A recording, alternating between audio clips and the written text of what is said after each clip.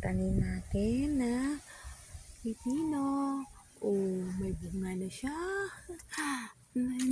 Malaki na yung bunga niya. May maliit dito. At may maliit dito. Ay, aray, kinain. Kinain yung maliit dito. Oh. Tanggalin na lang natin siguro to siya. Tanggalin na lang natin yun.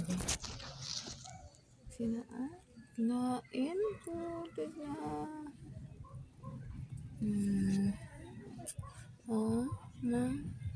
Kinain siguro ng manok. 2 puno to siya. May 1 puno pa. Yung sa taas ang kinain.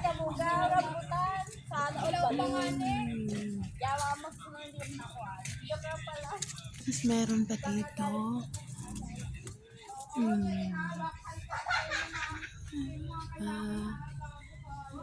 Siya. Yan ang ating tanim na pipino.